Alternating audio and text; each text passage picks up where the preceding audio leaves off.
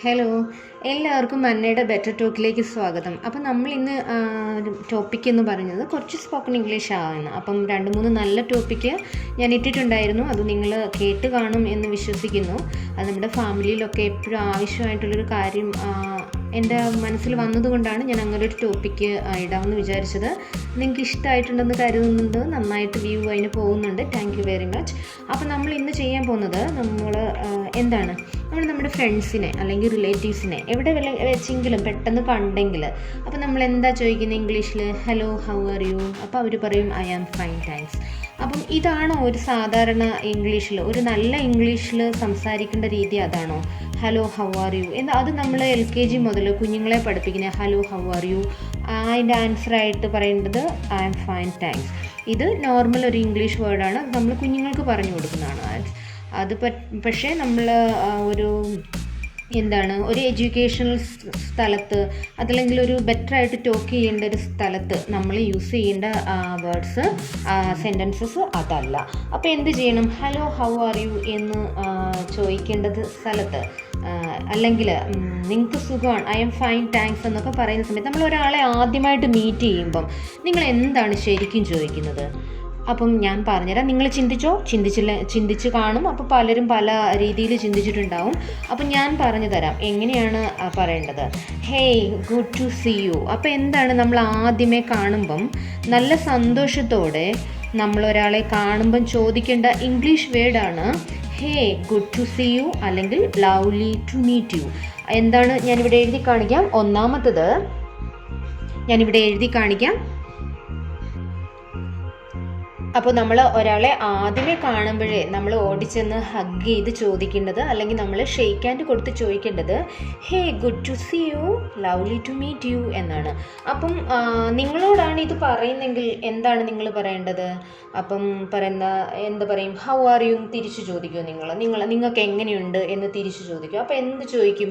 How are U ഇനിയും തൊട്ട് ചോദിക്കരുത്. പകരം ഹൗ ഇറ്റ്സ് ഗോയിങ്, എങ്ങനെയാണ് ചോദിക്കേണ്ടത് ഹൗ ഇറ്റ്സ് ഗോയിങ്, എങ്ങനെ പോകുന്നു, നന്നായിട്ട് പോകുന്നുണ്ടോ എന്നാണ് ചോദിക്കേണ്ടത്. അപ്പം ഞാനിവിടെ എഴുതി കാണിക്കാം ആ വാക്ക് ഹൗ ഇറ്റ്സ് ഗോയിങ്. നമ്മൾ കാണുമ്പോൾ ചോദിക്കുക എങ്ങനെയൊക്കെയുണ്ട് കാര്യങ്ങൾ, ഹൗ ആർ യു എന്ന് ചോദിക്കാറില്ലേ? അപ്പം ഹൗ ഈസ് ഇറ്റ് ഗോയിങ് എന്നാണ്. പക്ഷെ അത് പ്രൊനൗൺസ് ചെയ്യുമ്പം ഹൗവും ഈസും കൂടെ ചേർത്താണ് പ്രൊനൗൺസ് ചെയ്യുന്നത്. ഹൗസ് ഇറ്റ്സ് ഗോയിങ് അങ്ങനെ പ്രൊനൗൺസ് ചെയ്യണം. അപ്പം നമ്മൾ പറഞ്ഞു hey, good to see you, how is it going അല്ലെങ്കിൽ ഹൗസ് ഇറ്റ് ഗോയിങ് എന്ന് നമുക്ക് ചോദിക്കാം. അപ്പോൾ ഒരാൾ നമ്മളോട് ഹൗ ആർ യു എന്ന് ചോദിച്ചു കഴിഞ്ഞു. അപ്പം നമ്മൾ എന്ത് പറയണം? ഐ ആം ഫൈൻ താങ്ക്സ് എന്നാണ് സാധാരണ നമ്മൾ പഠിച്ചു വെച്ചേക്കുന്നത്. പകരം എന്തൊക്കെ ചോദിക്കാം? പകരം എന്താണ് പറയേണ്ടത്? ശരിക്കുള്ള ഇംഗ്ലീഷ് പറയുമ്പം നമ്മളോട് ഈ ഒരാൾ how is it going, hey lovely to meet you, how is it going എന്ന് ചോദിക്കുമ്പം നമ്മൾ എന്താണ് പറയുന്നത്? ഐ ആം ഫൈൻ താങ്ക്സ് എന്നാണോ പറയണ്ടേ? ഐ ആം ഫൈൻ താങ്ക്സ് എന്നല്ല പറയേണ്ടത്. എങ്ങനെയാണ് പറയണ്ടേ? Hi, pretty good, how about U? ഞാൻ എന്ത് ചെയ്യുന്നു? നന്നായിട്ട് പോകുന്നു. എങ്ങനെയാണ് നിങ്ങൾക്ക്? ഞാനിവിടെ അത് എഴുതി കാണിക്കാം. അപ്പോൾ ഞാനിവിടെ എഴുതിയിട്ടുണ്ട്. എന്താ എഴുതിയിരിക്കുന്നത്? Pretty good, how about U. അപ്പം കണ്ടോ, ഒരു ചെറിയ കോൺവെർസേഷന് നമ്മൾ വേറെ വാക്കുകൾ ഉപയോഗിച്ചപ്പോൾ എത്ര മനോഹരമായിട്ട് അത് മാറിയെന്ന്. അപ്പോൾ ഒരാളെ നമ്മൾ ആദ്യമേ കാണുമ്പം hey good to see you എന്ന് പറയാം, അല്ലെങ്കിൽ അരെ ലവ്ലി ടു മീറ്റ് യു എന്ന് പറയാം. എന്നിട്ട് എന്ത് പറയണം? How is it going. അപ്പോൾ അവർ നമ്മളോട് പറയും, അല്ലെങ്കിൽ നിങ്ങളോടാ പറയുന്നെങ്കിൽ നിങ്ങൾ പറയണം യാർ pretty good, how about you എന്ന് പറയണം. പിന്നെ നമ്മൾ എന്ത് ചെയ്യണം? അങ്ങനെയുള്ള ആൾക്കാരോട് സംസാരിക്കുമ്പം വെറുതെ നമ്മുടെ കാര്യങ്ങളെല്ലാം എടുത്ത് അങ്ങോട്ട് കുടയാൻ പറ്റത്തില്ല. എല്ലാ കാര്യങ്ങളും നമുക്ക് സംസാരിക്കാൻ പറ്റില്ല. അപ്പോൾ എന്ത് ചെയ്യണം? നമ്മളോട് സംസാരിക്കാൻ ഉള്ള സമയം നിങ്ങൾക്കുണ്ടോ എന്ന് നമ്മൾ ചോദിക്കണം. അപ്പോൾ നമ്മൾ do you have a time എന്നാണോ ചോദിക്കേണ്ടത്? അല്ല, അത് എപ്പോഴും തെറ്റാണ്. എന്താ ചോദിക്കേണ്ടേ? Do you have a minutes എന്ന് ചോദിക്കണം. എന്താ ചോദിക്കേണ്ടത്? Do you have a minutes എന്നാണ് ചോദിക്കേണ്ടത്. ഞാനിവിടെ എഴുതിയേക്കാം അത്. അപ്പോൾ എന്താ ചോദിക്കേണ്ടത്? Do you have a minutes എന്ന് ചോദിക്കണം. അപ്പോൾ ആ ചോദിക്കുമ്പോൾ തന്നെ എന്താണ് അർത്ഥം? സംസാരിക്കാൻ ഇപ്പോൾ സമയമുണ്ടോ എന്നൊക്കെയാണ് ചോദിക്കേണ്ടത്. അല്ലെങ്കിൽ ഇത് നോർമലി പല രീതിയിലും ചോദിക്കാം. ഇതാണ് നല്ല സ്റ്റാൻഡേർഡ് ആയിട്ടുള്ള ഇത്. Do you have a minutes to talk to me എന്ന് ചോദിക്കണം. അപ്പം അത് കഴിഞ്ഞിട്ട് ഇനി നമ്മൾ പറയുക നമ്മളിപ്പോൾ ഒരാളെ എന്തെങ്കിലും ഒരു വലിയ ലഗേജുമായിട്ട് നിൽക്കുന്നു, അല്ലെങ്കിൽ എന്താ അപ്പോൾ ഇപ്പം നമ്മളോട് സംസാരിച്ചുകൊണ്ടിരിക്കുന്ന ആൾ തന്നെ, അപ്പോൾ അയാളുടെ കയ്യിൽ ചിലപ്പോൾ ഒരു വലിയ ലഗേജ് ഉണ്ടാവും, വണ്ടിയിലേക്ക് കയറ്റി വെക്കാൻ സമയത്തായിരിക്കും നമ്മൾ സംസാരിക്കാൻ ചെന്നത്. അപ്പോൾ എന്ത് ചെയ്യും? അപ്പം നിനക്ക് തോന്നും എന്നാൽ ഇതൊന്ന് എടുത്ത് വെച്ച് കൊടുക്കുക, അല്ലെങ്കിൽ ഒരു ഹെൽപ്പിംഗ് ഹാൻഡ് ചെയ്തു കൊടുക്കുക. അപ്പം നമ്മളെന്ത്, you want my help, do you want my help എന്നാണ് സാധാരണ നമ്മൾ ചോദിക്കാറുണ്ട്. പക്ഷേ ഇംഗ്ലീഷിൽ, ശരിക്കുള്ള ഇംഗ്ലീഷിൽ അങ്ങനല്ല ചോദിക്കണ്ടേ. Can I give you a hand എന്നാണ് ചോദിക്കേണ്ടത്. എന്താ, നിങ്ങൾക്ക് എൻ്റെ സഹായം വേണോ എന്ന്. യു വാണ്ട് മൈ ഹെൽപ്പ്, അതിൻ്റെ മീനിങ് ആണ് ഡു വാണ്ട് മൈ ഹെൽപ്പ്. അതാണ് നമ്മൾ റെഗുലറായിട്ട് ഉപയോഗിച്ചുകൊണ്ടിരിക്കുന്നത്. അങ്ങനെയല്ല ശരിക്കുള്ള ഇംഗ്ലീഷ് പറയേണ്ടത്. എങ്ങനെ, can I give you a hand. ഞാനിപ്പോൾ ഇവിടെ എഴുതി കാണിക്കാം. ഞാനിവിടെ എഴുതിയിട്ടുണ്ട്, can I give you a hand. ഇതാണ് എന്ത്, യു വോണ്ട് മൈ ഹെൽപ്പ്, എൻ്റെ ഹെൽപ്പ് നിങ്ങൾക്ക് വേണോ എന്ന് ചോദിക്കാൻ. അല്ലാതെ കൈ തരാനല്ല പറയുന്നത്, ഷെയ്ക്ക് ഹാൻഡ് തരാനല്ല പറയുന്നത്, ഹെൽപ്പ് വേണോ എന്നാണ് ചോദിക്കുന്നത്. അപ്പം ഞാനിവിടെ പറഞ്ഞു, hey good to see you, lovely to meet you, how is it going, pretty good, how about you, do you have a minutes, can I give you a hand. ഇതിൻ്റെ എല്ലാ അർത്ഥവും ഞാൻ പറഞ്ഞു തന്നിട്ടുണ്ട്.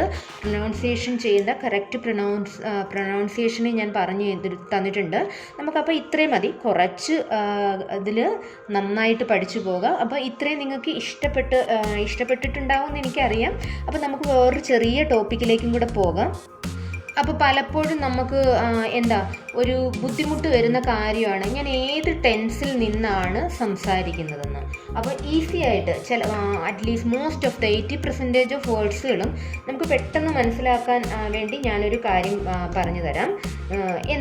ആദ്യം ഒരു വാക്ക് ഞാൻ പറഞ്ഞുതരാം, ആസ്ക്. ഈ ആസ്ക് എന്ന വാക്ക്, ഇങ്ങനെ വാക്ക് വരുമ്പം ഇതെല്ലാം സിമ്പിൾ പ്രസൻ്റ് ആണ്.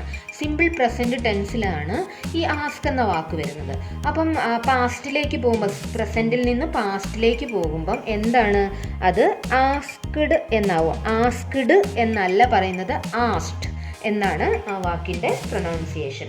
അത് കഴിഞ്ഞിട്ട് എന്താവും, അപ്പം ഇതിന് ഫ്യൂച്ചറിലേക്ക് പോകുമ്പം അതെന്തായി മാറും, വിൽ ആസ്ക് എന്നായി മാറും. അപ്പം ഇത് കണ്ടോ, അപ്പം പ്രസൻറ്റ്, പാസ്റ്റ്, ഫ്യൂച്ചർ.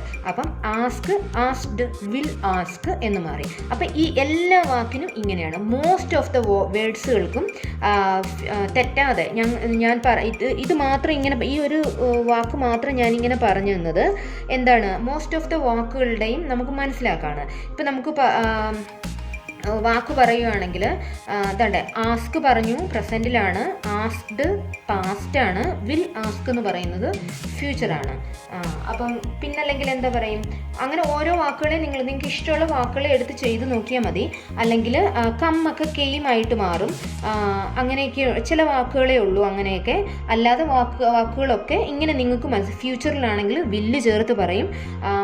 പ്രസൻറ്റിലാണെങ്കിൽ വാക്കിൻ്റെ first form of the verb ആണ് ഫസ്റ്റ് ഫോമാണ് യൂസ് ചെയ്യുന്നത്. അപ്പം ഇത് സെക്കൻഡ് ഫോമാണ് യൂസ് ചെയ്യുന്നത്. അപ്പം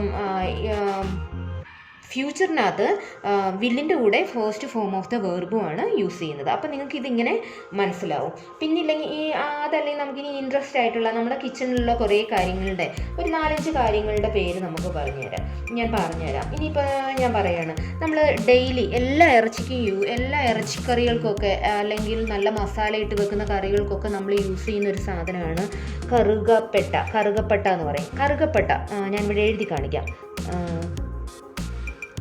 കറുകപ്പട്ട. എന്താണ് ഈ കറുകപ്പട്ടയുടെ ഇംഗ്ലീഷ് വേർഡ് നിങ്ങൾക്കറിയാമോ? കറുകപ്പട്ടയുടെ ഇംഗ്ലീഷ് വേർഡ് ഓർത്തോ, വേഗം ഓർത്തോ, അല്ലെങ്കിൽ ഞാൻ ഇവിടെ എഴുതി കാണിക്കാം. സിനമോൺ. എന്താണ് കറുകപ്പട്ടയുടെ ഇംഗ്ലീഷ് വേർഡ്? സിനമോൺ. ഇത് നിങ്ങളുടെ അമ്മയ്ക്കൊക്കെ പറഞ്ഞു കൊടുക്കണം. അമ്മയൊക്കെ എത്ര ഇംഗ്ലീഷ് അറിയാവുന്നതാണെങ്കിലും ചിലപ്പോഴെന്താ ഈ വാക്കുകളൊക്കെ കുഞ്ഞു വാക്കുകളൊക്കെ നമ്മൾ മറന്നു പോകും. അപ്പം ചില പേരുകളൊക്കെ നമ്മളിങ്ങനെ മറന്നു പോകും. അപ്പം സിനമോൺ എന്നാണ് അതിനെ പറയുന്നത്. എന്താ അതിൻ്റെ പേര്? സിനമോൺ. CINNAMON. എന്താ പേര്? സിന്നമോൺ എന്ന് പറയും കറുകപ്പട്ട. ഇനി നമുക്ക് വേറൊരു കാര്യം പറയാം. കറുകപ്പട്ടയുടെ കൂടെ നമ്മൾ എപ്പോഴും എല്ലാ കാര്യങ്ങൾക്കും എടുക്കുന്നതാണ് ജാതിക്ക. എന്താണ് ഈ ജാതിക്കായുടെ ഇംഗ്ലീഷ് വേർഡ് എന്ന് നിങ്ങൾ ഓർത്തേ? ജാതിക്കായ ഒരു മഗ് പോലെയാണ് ഇരിക്കുന്നത്. അപ്പം എന്താണ് അതിൻ്റെ പേര്? നട്ട് മെഗ് എന്നാണ് പറയുന്നത്. മഗ്ഗല്ല, മെഗ്ഗാണ് കേട്ടോ. അപ്പം എന്താണ്? നട്ട് മെഗ്. പക്ഷേ നട്ട് മെഗ് എന്നല്ല യൂസ് ചെയ്യുന്നത്, നട്ട് മെഗ് എന്നാണ് പറയുന്നത് കേട്ടോ. അപ്പോൾ ഇനി നമ്മൾ പറയാം, അപ്പോൾ പിന്നെന്താ ജീരകവും ഉലുവയ്ക്കൊക്കെ എന്താ പറയുന്നത്? അപ്പോൾ നമുക്ക് ഇന്നൊരു 5 വാക്ക് പഠിക്കാം. ജീരകം എന്താ? ജീരകം എല്ലാവർക്കും അറിയാമെന്ന് തോന്നുന്നു, എന്നാലും അമ്മയൊക്കെ മറന്നു പോയിട്ടുണ്ടെങ്കിൽ അമ്മയോട് പറഞ്ഞു കൊടുക്കണം എന്താണ് ജീരകം. ക്യൂമിൻ സീഡാണ് കേട്ടോ.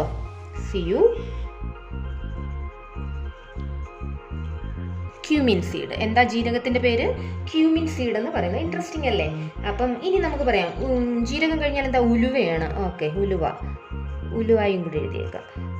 ഉലുവയ്ക്ക് എന്താ പറയാറ്? ഓർക്കുന്നുണ്ടോ നിങ്ങൾ? അപ്പോൾ ഒരുവിധപ്പെട്ടവർക്കൊക്കെ ഉലുവ എപ്പോഴും പെർമനൻറ്റ് യൂസ് ചെയ്യുന്നതുകൊണ്ട് അറിയാൻ പറ്റും. ഉലുവ എപ്പോഴും ഫെനുഗ്രീക്കാണ് കേട്ടോ. FE. ഇതാണ് ഉലുവ, ഫെനുഗ്രീക്ക്. അപ്പം ആയല്ലോ കറുകപ്പെട്ട, ജാതിക്ക, ജീരകം, ഉലുവ, പിന്നെന്തോ വേണം? ഏലക്ക വേണം.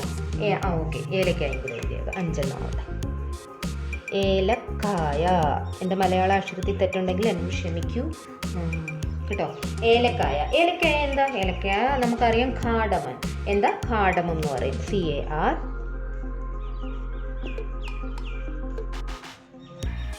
കാർഡമം കേട്ടോ, കാർഡമമാണ്. അപ്പോൾ എന്താ? Cinnamon, nutmeg, cumin seed, fenugreek, cardamom, ഇതൊക്കെയാണ് ഇതിൻ്റെ പേര്. അപ്പം ഇന്ന് ഇത്രയും മതിയോ, അതോ ഇതിലും കൂടുതൽ വേണോ? മതി. അപ്പോൾ നമ്മൾ 10 മിനിറ്റ് ഓവർ ആയിട്ടുണ്ട്, 11 മിനിറ്റായി. അപ്പം ഇന്നത്തെ ക്ലാസ് ഫിഷ് ഇത് നല്ലൊരു ടോപ്പിക്കാണ്. ഇത് നിങ്ങൾക്ക് എല്ലാവർക്കും പഠിച്ചു വെക്കേണ്ടതാണ്. നല്ല സ്റ്റാൻഡേർഡ് ആയിട്ടുള്ള ഇംഗ്ലീഷിൽ സംസാരിക്കാൻ പഠിക്കണം. പഴയ നമ്മുടെ സ്കൂളിൽ പഠിക്കുന്ന ആ ഒരു പ്രായം നമുക്ക് കഴിഞ്ഞു പോയി. അപ്പം നല്ലൊരു സ്ഥലത്തൊക്കെ ചെന്ന് ഇംഗ്ലീഷൊക്കെ നന്നായിട്ട് അറിയാവുന്നവരോട് hello, how are you, I am fine, thanks, nice to meet you, ഇതൊന്നും അല്ല പറയേണ്ടത്. അപ്പം ഇനി ഇങ്ങനെ നമുക്ക് സംസാരിച്ച് പഠിക്കാം. നല്ല ചെറിയ വാക്കുകളിൽ നല്ല നല്ല സെൻറ്റൻസുകളാക്കി നമുക്ക് മനോഹരമായിട്ട് ഇംഗ്ലീഷിനെ സംസാരിക്കാം. പിന്നെ ഈ വീഡിയോ ഇഷ്ടപ്പെടുവാണെങ്കിൽ എൻ്റെ എല്ലാ മക്കളും സുഹൃത്തുക്കളും അമ്മമാരും അച്ഛന്മാരും സഹോദരങ്ങളും എല്ലാം ഇത് ലൈക്കും സബ്സ്ക്രൈബും ചെയ്യണം. ചാനലിനെ സബ്സ്ക്രൈബ് ചെയ്ത് സ്റ്റേബിൾ ആക്കാൻ ശ്രമിക്കണം. Thank you. ഇത് കാണുമ്പം സബ്സ്ക്രൈബ് ഒന്നും ചെയ്യണ്ട, ദയവായിട്ട് കണ്ടിട്ട് പോകരുത്.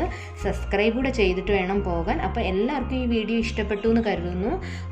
Thank you very much hearing and watching my video. Please subscribe. Thank you.